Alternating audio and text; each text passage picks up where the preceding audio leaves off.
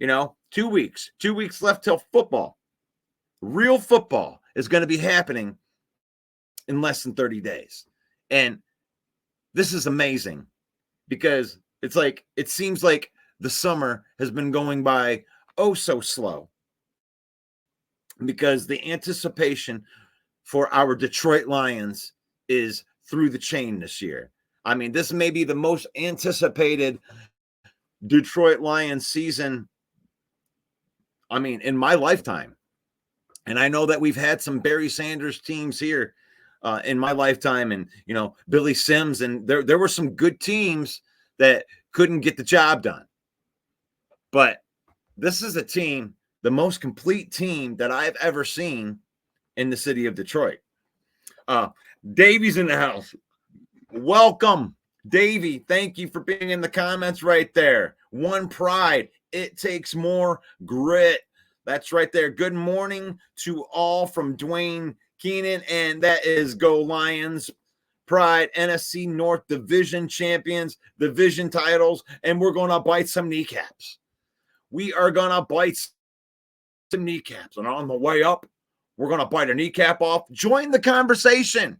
Please ask a question. We want to have a good football conversation in here. And I'm sure that if you guys are listening and something is going wrong, you would also let me know in the comments. If you see anything in there that is awry, let me know in there. And I did have some topics today that I wanted to get to. And I really wanted to talk about, I'm going to call the topic, the 4 guys that we gave up on. And to set that up, we really have to encapsulate what Brad Holmes has done up until this point, right? Like, he is on a historic level of being a GM. Like, there's the GMs that are in the league right now, and I think that Brad Holmes is next level. And we're going to talk about a couple guys today that if these guys hit, then it makes Brad Holmes genius, like on a level that we've never seen before. Brad Holmes has been hitting on, he's drafted more Pro Bowl players in the last 4 years than any other GM in the NFL by like 3 guys. So what he's done already, when you're talking about who's on the team and who we're just depending on, we already know are good people. So let's go back through that first year, right? The first year we draft Penei Sewell in the first round. I don't think anybody would argue that he's one of the top tackles, undisputed top 5 tackle in the NFL at this point, going into the season. That is a hit. Aleem McNeil going in the 3rd round is up for another contract. I don't think that anybody would deny that is a hit. He didn't even go to the Pro Bowl. And then you got Amon-Ra St. Brown, and that might be one of the best picks by any GM in just where they got him and the impact that he's made on his team as a foundation piece. That is amazing. There's 3 guys. Now, there's 2 other guys here that I want to mention that I don't want to put into this pocket of the 4 guys we forgot about, because we didn't forget about them. And that would be Derek Barnes and Ifeatu Melifonwu. Now, these are guys that when you say draft and develop, that these guys fall into that bucket. And you ask a question. Now, not every team can draft and develop. Sometimes they can draft and they can't develop. Sometimes they can develop and they can't draft. They can only do what they can do. But they have a good mesh right here where the Lions are actually developing the players. And look no further than Derek Barnes for that. After the first year, he was widely considered a guy that might get cut in the 22 season. Ended up making the team on the back end of the roster. By the end of the 22 season, he had established himself after 2 full years. And when he had been given up. But he was one of these players that we did give up on, and then you saw the development thing kick in. That's a Derek Barnes right there. And now he is a quality linebacker, starting linebacker in the NFL. He could go to any of the other NFL teams, and he'd probably find a spot on their starting lineup. Derek Barnes is a good linebacker, and now he's going into his 4th year of his development. It took a minute for that, but that's another player that Brad Holmes drafted. Ifeatu Melifonwu. He's another guy. I remember having the conversations about him possibly being cut at the beginning of last season. He was on the roster bubble. And then on the back end of the season, you saw Ifeatu Melifonwu. He graded out the last 10 games of the season as he found himself as a top 10 safety in this league once they found that. So there is another gem that you drafted and developed. So there's the first draft class right there. And that is crazy when you just think of the guys there. Sewell, starter. Aleem, starter. You're talking plug the hole. Derek Barnes, starting linebacker in the 4th round. Amon-Ra St. Brown, starting wide receiver in the 4th round. Ifeatu Melifonwu. I mean, I don't know if he's going to be a starting safety, but he played like a top 10 safety. So he is in that room, drafted in the 4th round. I think it was the end of the 3rd round in a compensatory pick. There's 2021. You got 1, 2, 3, 4, 5 players that we have to mention that are on a team that Brad Holmes drafted. Who gets 5 players in the draft? Year 2. Aiden Hutchinson in the 1st round. Now, this is probably the biggest question mark year. You get Aiden Hutchinson, you have no doubt Aiden Hutchinson's a guy, right? Going into his 4th year. He's ready to have a monster season. I think this is going to be an all-pro season. Brad Holmes, draft that guy. Kirby Joseph in the 3rd round. There's your starting safety. Another Brad Holmes pick. Dwayne Keenan says, we're going to bite some kneecaps this year. I just want to get in here. I'm going to take a break right here as well. I get into the 22 season here. I'm just trying to set this up. I'm taking a long set up for this topic right here. And this is the 4 guys that we gave up on and what this means to our season. But I'm listening to guys that I believe that we didn't give up on and that are dudes that Brad Holmes drafted. And he got 1, 2, 3, 4, 5 guys in the 1st draft. Hutchinson and Kirby Joseph. In that 2nd year, there's 2 more frontline starters that they got. As I say hi to the new players that are in here, we got Elise Memes. Good morning, villains. Elise Memes, the queen of memes. She's reporting is eligible, maybe only to Amon-Ra St. Brown, but she cannot wait for this season to begin. We still own this division. Yes, Steve, you're right. We do. The Detroit Lions, we on this Lions podcast, the Lions own this division. When you win the division, that means that you own the division. It doesn't go back to 1967. It doesn't, none of those things accumulate. We are on a 365-day schedule, right? Once the one schedule's done, we're in with the new one. And I'm not even going to tout that, that we're going to be the owner of the division. I mean, we let our actions speak. And our actions speak louder than words. Dwayne says, I feel bad for JJ. Hope he recovers well for next year and play. Go, JJ. You got this. Go Blue, Michigan Wolverines. We can pause for a minute on what I was talking about. Dwayne, I feel you, man, because this is not a competitive edge that you want to get on anybody. You want it, you want to go head up against your guys, As Mark Elmore says, Brad Holmes ain't God. He's not God. He's not God. And the thing is, when you put Brad Holmes and Gutekunst together and you got the two coaching staffs, I don't want anything bad to happen to those Packers. I want Josh Jacobs to be fully healthy. I want Jordan Love to be fully healthy. And I want my team to be fully healthy. And I want to have a match. And I want to see these two great teams. And I believe Mark Elmore, I always give Green Bay the credit where credit is due. I think the Green Bay and the Lions are going to go head up this year.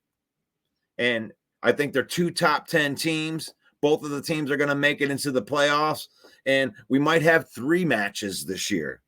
And I think that would be an epic end to the season, regardless of which way it goes. You either make fun of me or I'll make fun of you.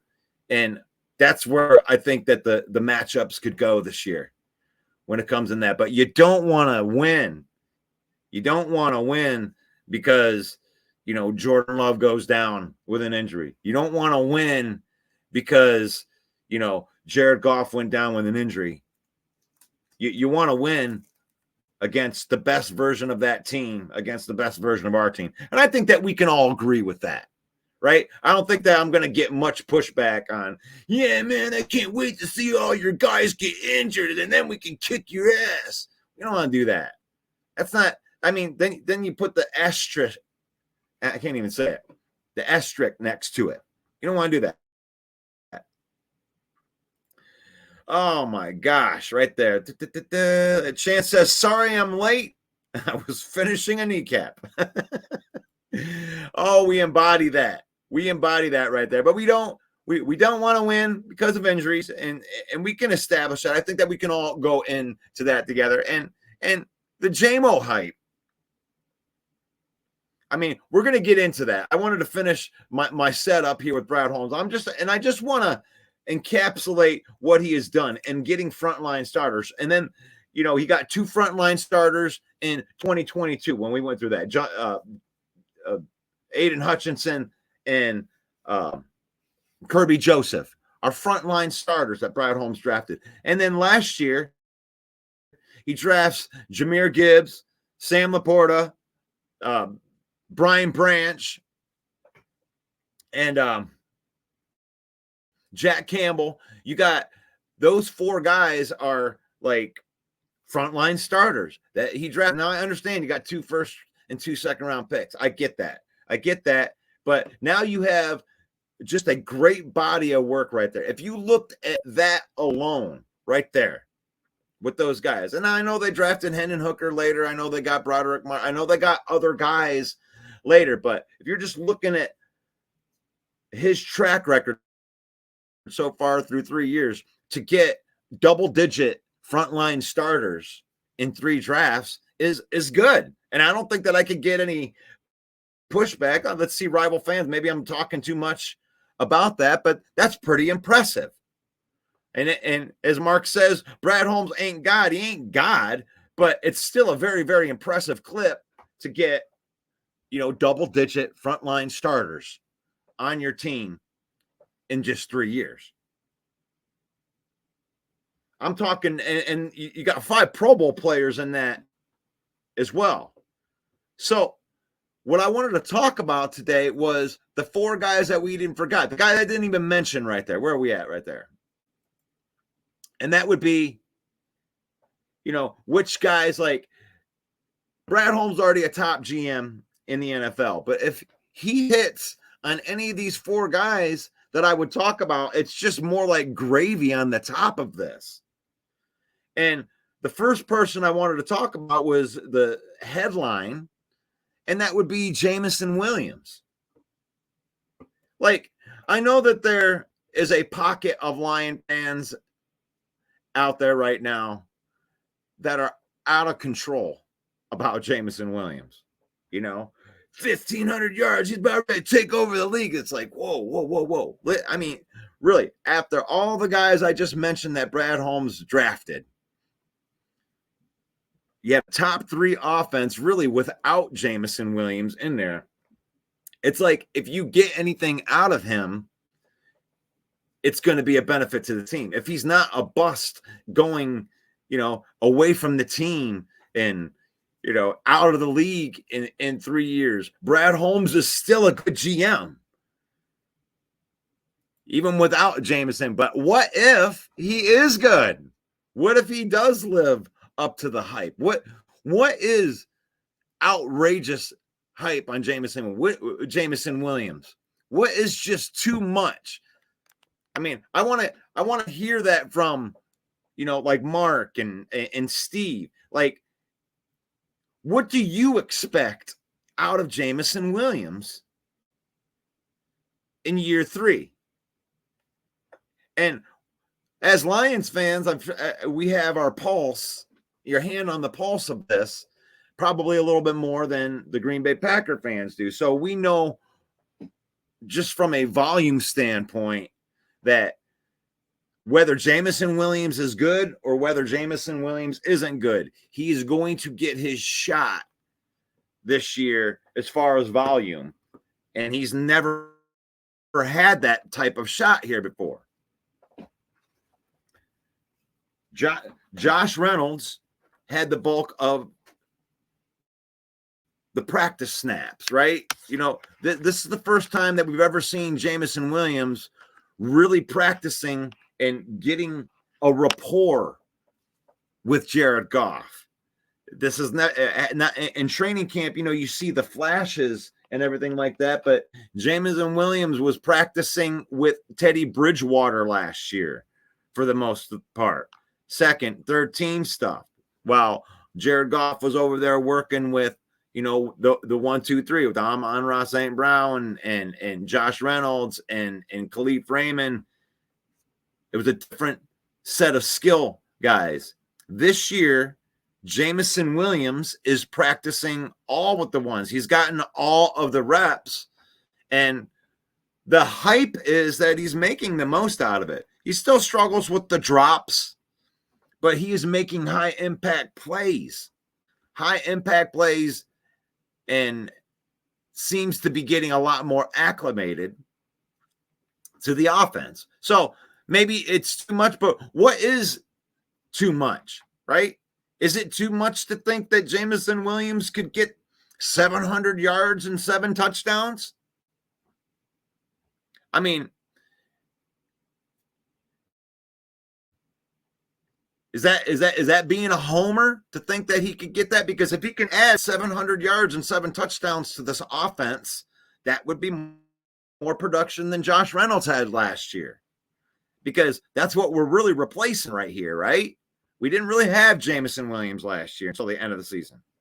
And he flashed, but he didn't play enough to really say, he's going to take over the league, But I know by playing fantasy football all the time that opportunity is more important than talent when it comes to the NFL. Because all the guys are talented. Let's get that out there, All of the guys are talented. So opportunity means more in the NFL than talent does. Fred Peterson says, I think Hutch will have a standout year with extra help on the front line. He will turn those pressures into sacks since he is no longer the only dog in the front line. Aleem is going to stand out. And I agree with that. The Lions are betting on progression over outside help this year. And please, if you're watching right now, can you throw a like onto this? Unless you hate me, and then you can put a thumbs down if you want. That's cool. But if you're watching this, it's free. It's absolutely free to hit the like button or a surprise emoji. I like those. Surprise emojis are good. Or sad faces. Sad faces are good. Steve says Van Ness and Gary are looking like monsters on the edge, and we have I got to read it over here so it's bigger. And what we have on the inside of the D line, this whole new 4-3 defense, I'm loving this, and I'm seeing a lot of 4-2-5. So, yeah, you guys got a lot of talent on that defense right there, especially when you bring in a guy like McKinney, Steve. Like McKinney, I can't believe that the Giants let him go, and you guys were able to get him, and you're going to put him right there with those good pass rushers. You got a good back end. You bringing back a healthy Jair Alexander. Jury's still out on Stokes, but you got a good secondary. You got a good young team. Your team is a lot like the Lions, with you got young players that you're expecting progression.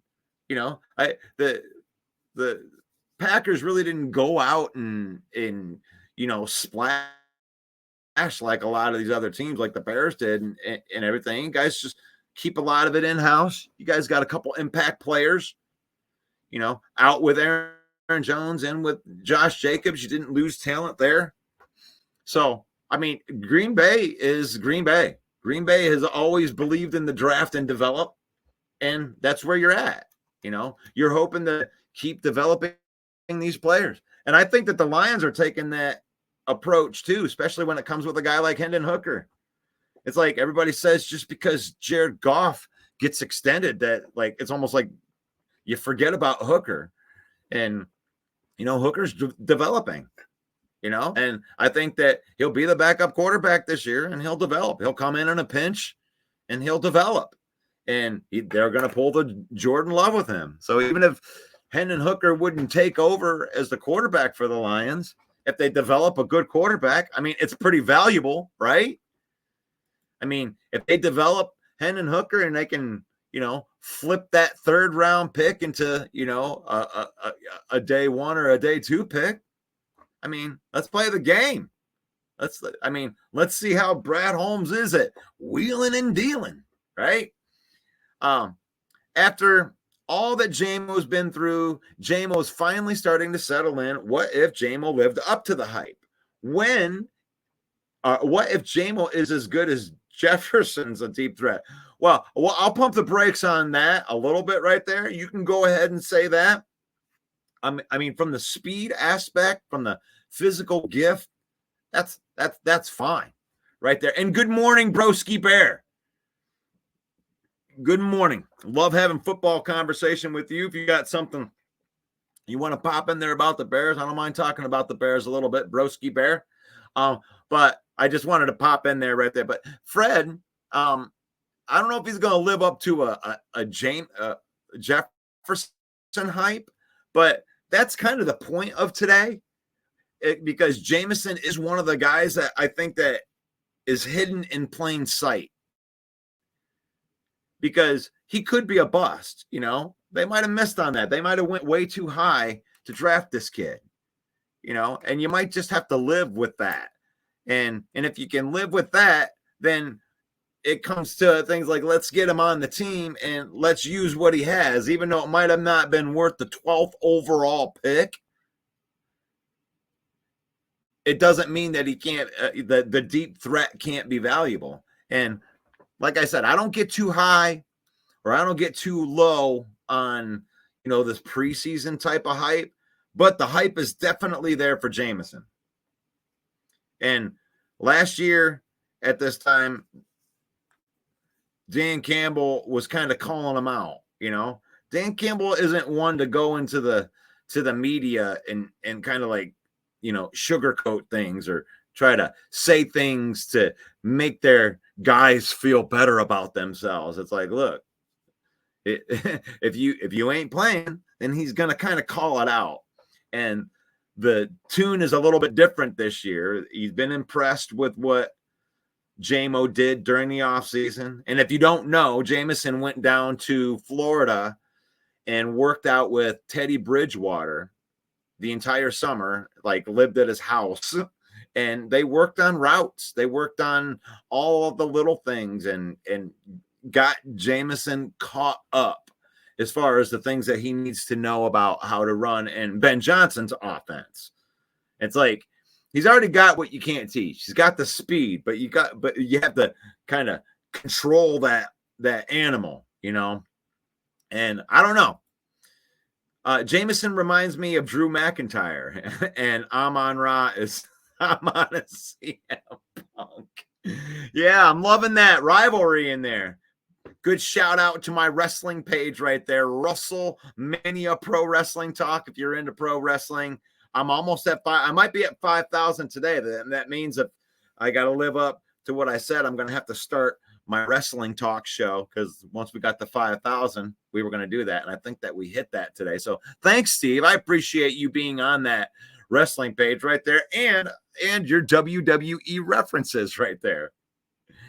Well, Jamison Williams to me is lucky that he's got a guy like Amon-Ra St. Brown to like really, even though Amon-Ra is young himself, Amon-Ra St. Brown knows how to prepare.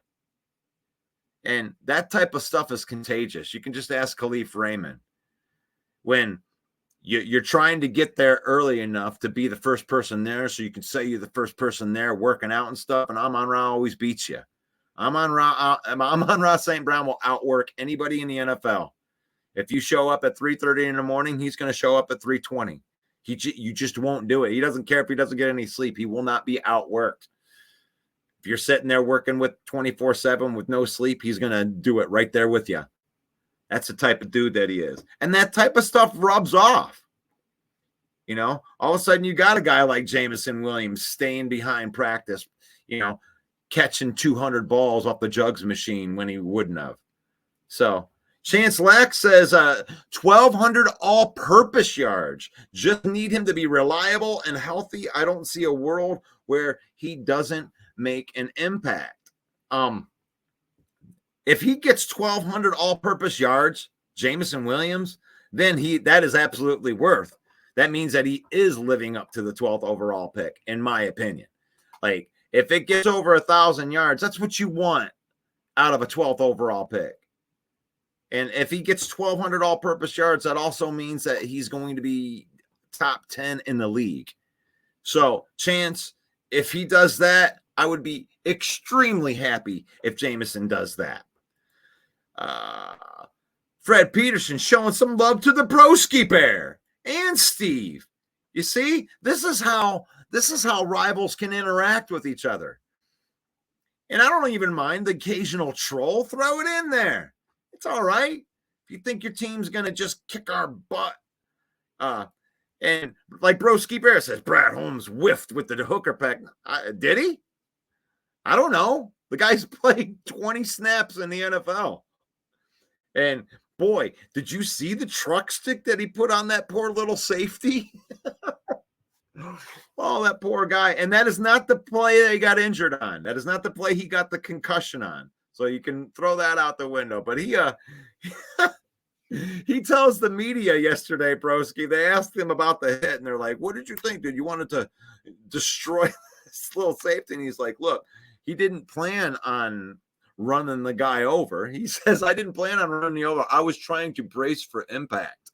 And I was just thinking, that is just a really, really humble way of saying, man, I destroyed that little defensive back because he got in my way. Because he didn't just truck stick him and fall down. He truck sticked and ran another 5 yards after.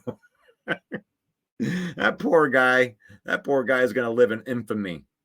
That's not the type of infamy that you want to live in. But I don't know if he's a bust yet.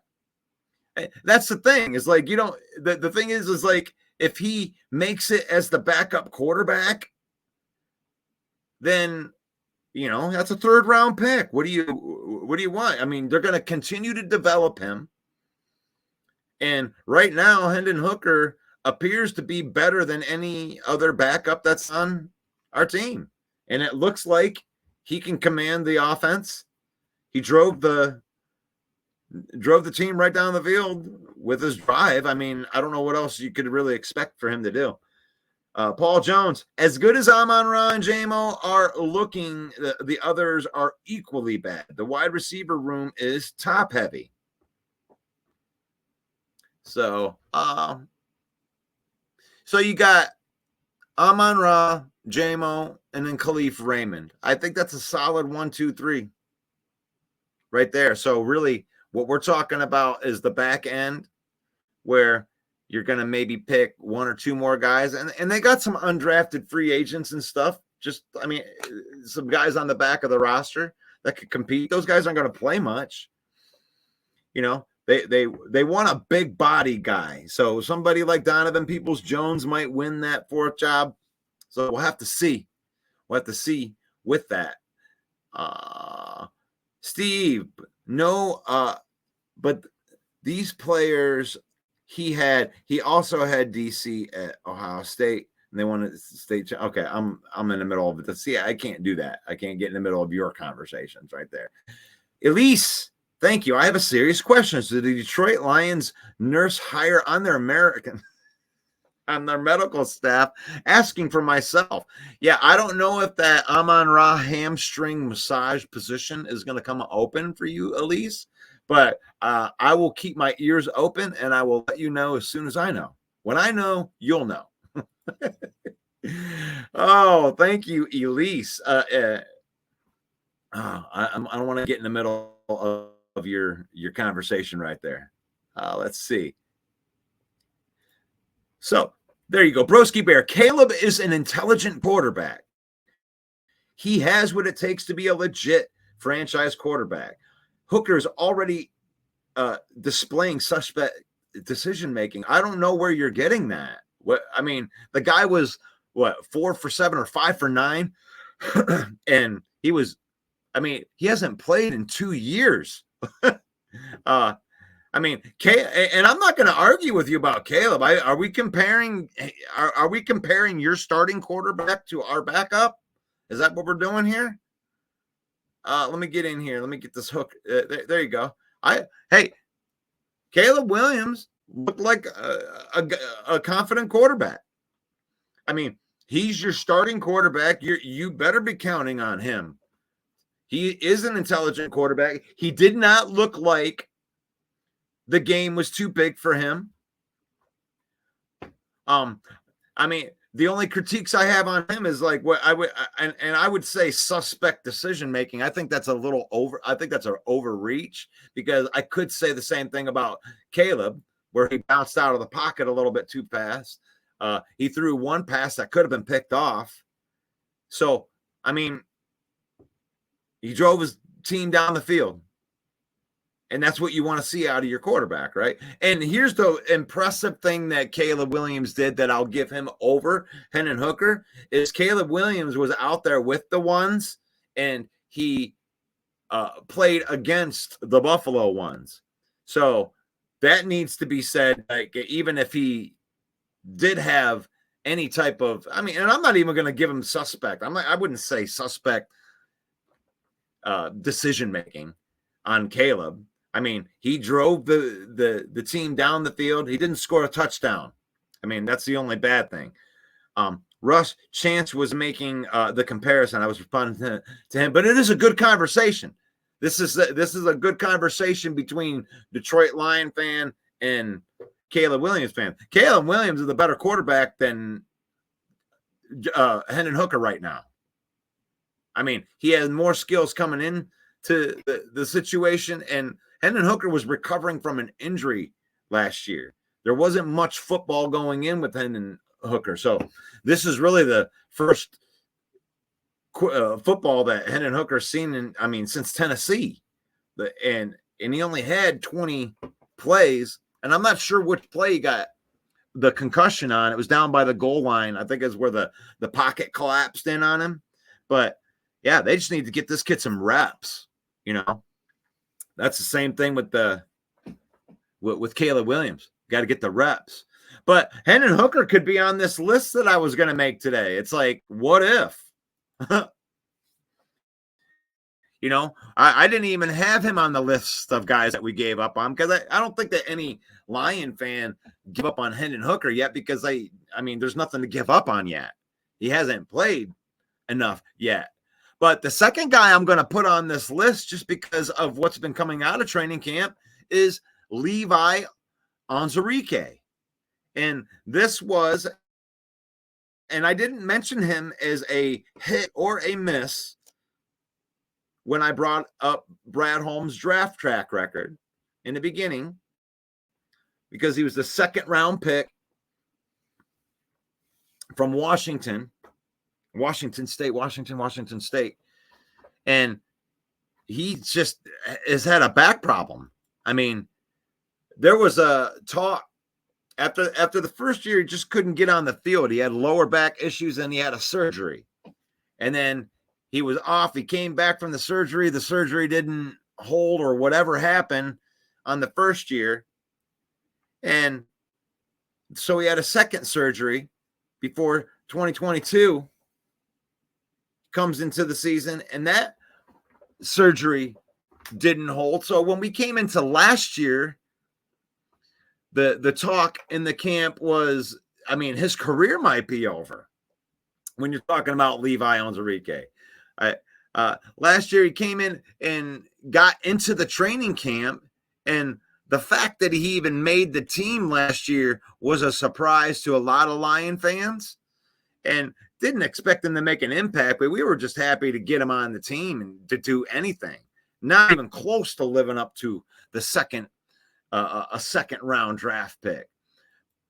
But he did play well down the stretch last year in limited time. He had like a 68 point something PFF grade for the end of last year. And here he is coming into this. He puts on 20 pounds of good weight, and it appears like his back is holding up. And Dan Campbell is calling this man the best defensive lineman on the roster in this training camp. A defensive line that has Aiden Hutchinson and Aleem McNeil already. So here is a guy that we forgot about. This is definitely a guy that we forgot about. Not that we forgot that he was on the team, but we forgot about him from the point of you drafted him in the second round and we wrote him off as a bust. Now, here's a guy that if he has an impact this year, this is just another feather in the cap. That would make it an unprecedented first draft class for Brad Holmes with Sewell. If Levi makes an impact, you'd add Levi, Aleem, Derek Barnes, Amon-Ra St. Brown, and Ifeatu Melifonwu. I mean, to get 6 frontline starters in one draft is unheard of. It doesn't happen. So there's a guy right there. What do you think about that? I mean, I don't want to get too high or too low on any of these guys during preseason. I don't want to overhype these guys. That's why I wait a little bit on this, and I'm going to call these the guys that we forgot about, because we expect Sewell to make an impact. We expect Aleem McNeil to make an impact. We expect Derek Barnes to continue to make an impact, and Ifeatu and Amon-Ra. There's not question marks there. But are we going to add another name to the frontline starters right here? Is that too much to ask? To ask Levi Onwuzurike to come in and take quality snaps and function as a starting defensive lineman. Oh, we're still on CW right here. Jason MC, what's up, buddy? Way to see some Skull in here. I'm glad to see the Skull Nation is in here. I am so sorry about what's been happening right here for your team. We got one shot this season, and his name is Sam. Please send witch doctor and exorcism. We don't wish this, man. If we're gonna beat Skull, I would rather it be with a full strength team. You know, I don't like, fighting these teams with one arm tied behind our back. So don't think that we on this show, Jason, would ever celebrate like what's going on with you guys, man. Like that stinks as far as luck goes. And I put some feelers out there to you. Skull Nation, you got some love from the Detroit Lions here. We don't wish that upon you. Oh, man. But it is good to see you in here. CW looked lost last against my Fighting Irish. I remember that game. But Steve, I also remember that CW did not look lost with the first string offense of the Chicago Bears. So it doesn't matter what he did in college. I think that we might have to get to a point here where you might just have to accept that Caleb Williams might be a good quarterback.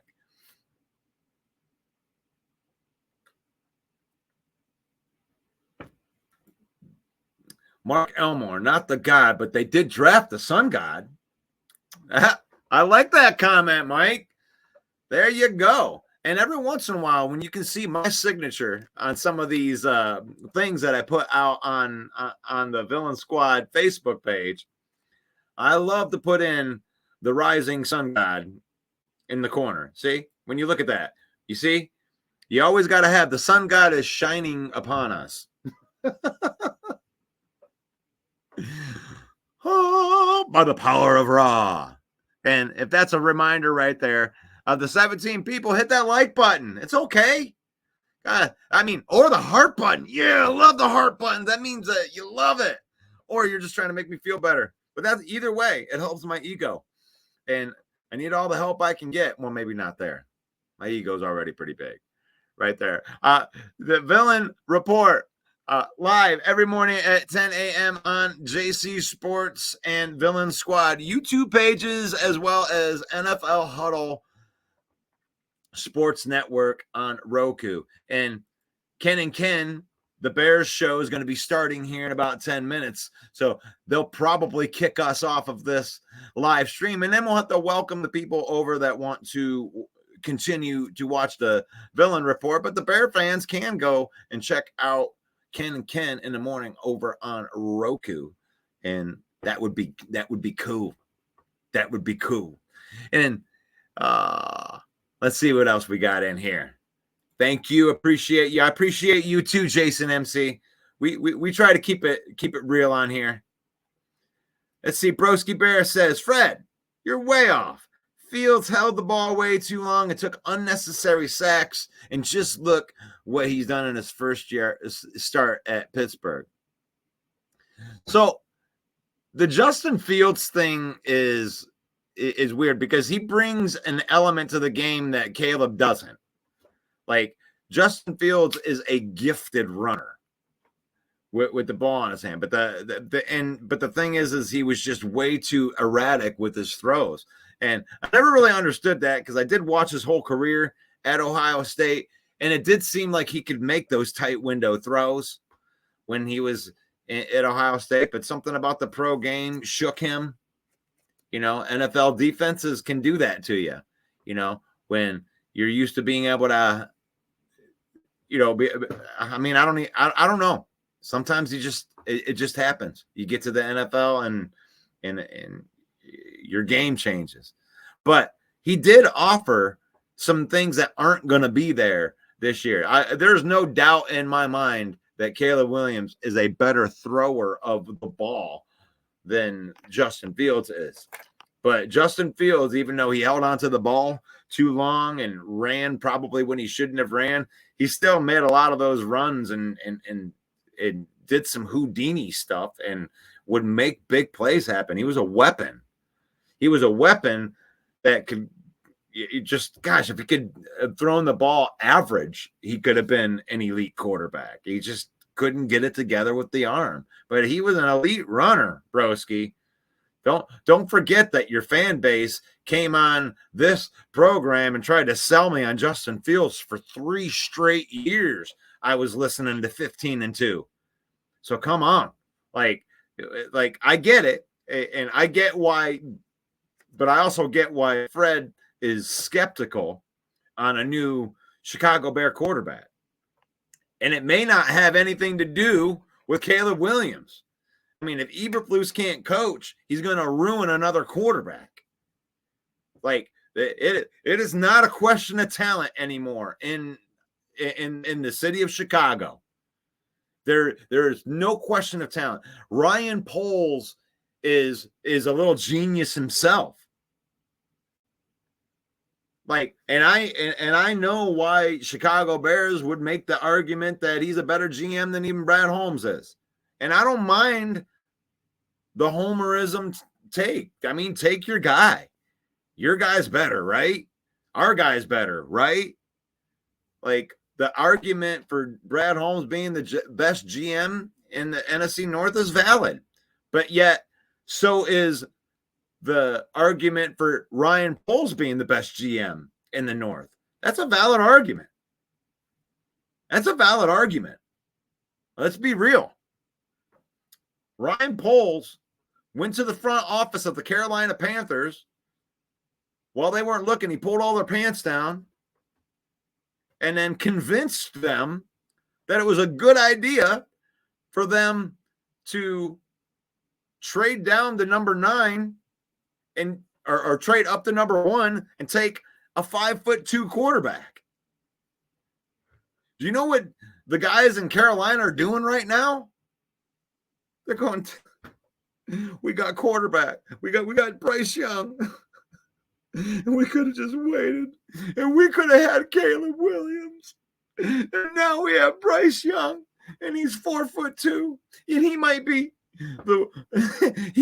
a great quarterback. But how many times can a 180-pound quarterback get landed on by a 300-pound defensive lineman and be alive? You got to be able to take the hits. I still can't believe that Carolina did that. You guys owned that trade. He deserves all of the credit in the world for that. So I am on here to give Brad Holmes his due, but I'm not going to take anything away from Ryan Poles or even Brian Gutekunst.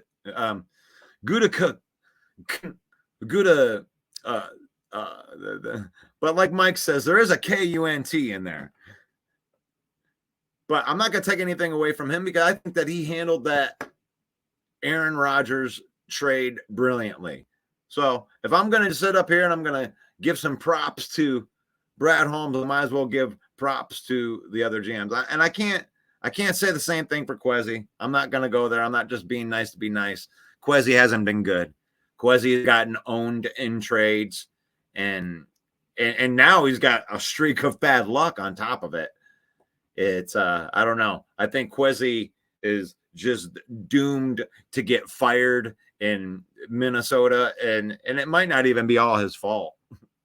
But Gutekunst, Poles, and Holmes, these might be 3 of the better GMs in the NFL right now. So I'll go there. But no love for Levi Onwuzurike. He's a guy that didn't – I think he's going to make the 53-man roster. And if you would have asked any Lion fan last year at this time, you were just hoping that he could make the roster. And it turns out that Levi Onwuzurike might actually be more than that. Oh, bye-bye NFL huddle on Roku. They have to kick us off at 11 o'clock because Ken and Ken starts in the morning. So if you want to go see Ken and Ken, you can go do that. Did I lose? No. Let's see.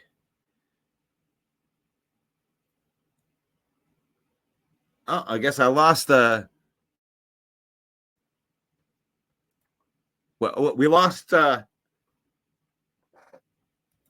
Detroit Lions News podcast as well. So give me a thumbs up in the comments if you're still here.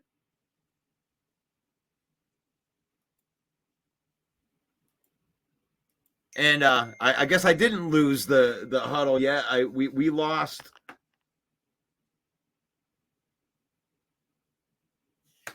We lost the Detroit Lions News podcast in there. And yeah, there has been some weird copyright stuff that's been going on with the pages. I don't know if they're changing copyright laws. I've been trying to change the way that I'm doing things to get around some of that stuff. So we would love to have some of the guys over from the Detroit Lions News podcast over here. Yep, Jason says he's still here right here. We lost a couple of the things right there, but please be patient with us as we try to figure out this stuff, over the next few days. And and I apologize for that. But anyway, I'm talking about the guys that we forgot.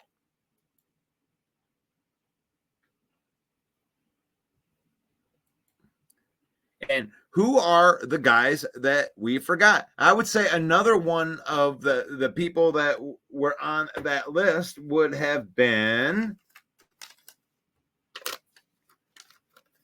like James Houston. Now, James Houston is another guy. It's like I'm only choosing guys right here that I think have a chance to be a high-end impact. Jameson Williams has a chance that if he lives up to the hype, that it's the hype in the preseason that he's done, then that's going to be a problem to defend. You know, the other things. Like, I know that Steve says he's got a lot of defensive linemen and he's excited about the defense. I'm excited about a defense that has I'm excited about an offense that has Jameson Williams operating at a high level. And even if you have a good defense, that's going to become a problem. That's a problem if Jameson Williams is playing at a high level. And then Levi Onwuzurike. You know, we've had some issues in the middle of our defensive line. There's a chance that DJ Reader may not be ready for the first for the first game. So somebody's going to have to step into that spot. And if Levi Onwuzurike jumps into that spot and the defensive line doesn't miss a beat, or he can be a plus player at that position, that's going to make that defensive line a lot better because you already got a Liam McNeil on there. Levi Onwuzurike offers pass rush ability. That's why they drafted him in the second round.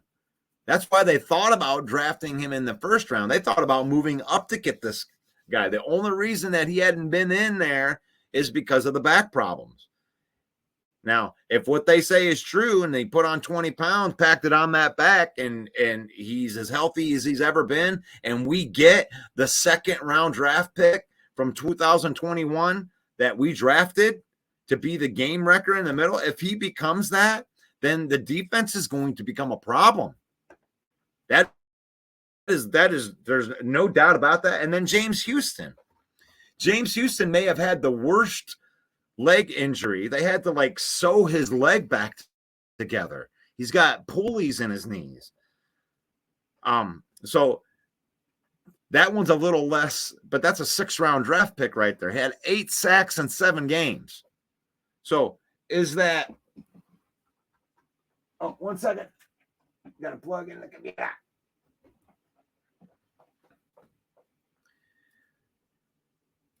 All right. Yeah, he had 8 sacks in 7 games. And it's like, I don't want to get too high on these guys, but I also don't want to not mention them.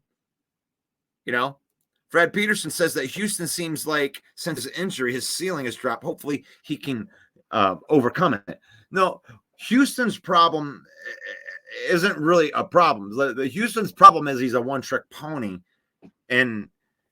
but his one trick is outstanding. So the one trick that he has is he can rush the passer. He's like Yannick. Yeah, I mean, he is a liability on the rundowns and the pass downs. They were trying to make him a linebacker so they could get him out there on all the plays, right? So they have foregone. They're like, look, we're not even going to put him back at linebacker anymore. He's going to become a pass rush run stopper. And that's where he's going to be at. So if he can excel, I mean, he's a 6th-round draft pick. So even if he's just a 3rd down pass rushing specialist, that he's out there just to get after the passer in 3rd and long situations, that's valuable. Now, he may lose his roster spot because this is the type of roster that you want to be able to do multiple things. And we don't keep too many guys that are just like, here's one thing. So if he can prove that he can be out there on rundowns and he can make an impact on defense, then that's going to be a problem. He's a guy that we've forgotten about. We haven't forgotten that he's on the team, but we have forgotten that he was 2 years removed of that 8 sacks in 7 games, and it was an injury that derailed this. So, do we expect high end from any of these guys? I don't know. Maybe Jameson we do. But for the most part, these are 4 guys that could make giant impacts this year, and not just a guy that's on a team, but a guy that makes a giant impact.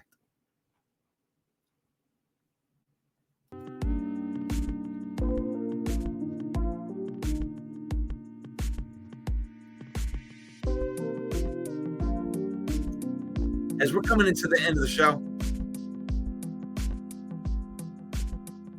appreciate you guys coming on here today. We've been discussing GMs, really. We got into a little bit of the other DMs, like Ryan Poles, Gutekunst, doing well for the franchise, getting good quality talent on their team. And I went through the track record of Brad Holmes, and Brad Holmes, without the 4 guys that I mentioned today, is already a top GM in the NFL. I don't want to say that he's better than anybody, but he's one of the top GMs in the NFL. Just by getting Sewell, Aline, Barnes, Amon-Ra, Iffy, Aiden, Kirby, Branch, Campbell, Laporta, Gibbs. If those were the only names that I'd mentioned 3 years, that's how many frontline starters that you have from a draft. Brad Holmes is already crushing it. He's already top 10 GM in the NFL just with those alone. But if Jameson Williams ends up being a hit, on top of that,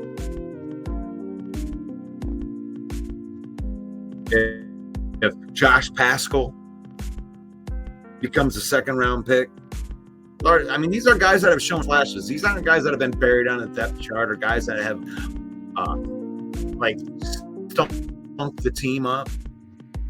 These are guys that are in their 2nd and 3rd, some 4th years, that are figuring the game out. And the Lions have a track record of drafting and developing. You look at the jumps of Barnes and Iffy and Aline in their 3rd years. There's no reason to think that some of these guys that we gave up on, they're not going to take the step in the 3rd, 4th year, because right now, Brad Holmes is batting like 800 on draft picks. And I'm not saying frontline starting draft pick, but I'm talking about guys that are on the team competing. 10 frontline starters and the potential to have 4 or 5 more frontline starters out of your first 3 years of drafting. That's impressive. Any way you slice it. I'm not taking anything away from Ryan Poles. What he has done is impressive in a completely different way. What Gutekunst has done to transform the team and transition through a quarterback and remain competitive, that's impressive. But what Brad Holmes has done is ultra impressive too. This is why the NFC North is probably going to be the best division in the NFL. If not this year, for surely the years to come. But we love having you guys on here. We do this every morning, 10 a.m.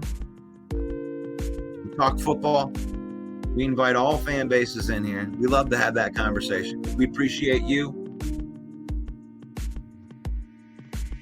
I always wish the best for even though we like to talk a little bit of trash, it's faith, family, and football. That's the mantra here. Faith, family, then football. Use football to spend time with your family. Use football to make memories with your family and show love to your family. And when your team loses, don't turn into a butt. Move on. Move on. Detroit Lion fans have done that for years. We've never won anything, but we still love our team. But part of the reason is we keep it faith, family, and then football. And I'll leave you with the blessing. It's the blessing over your life. We wish nothing but the best for you. May the Lord bless you. May the Lord keep you. May the Lord shine his face upon you till we meet again. Football Talk. Russell Wayne.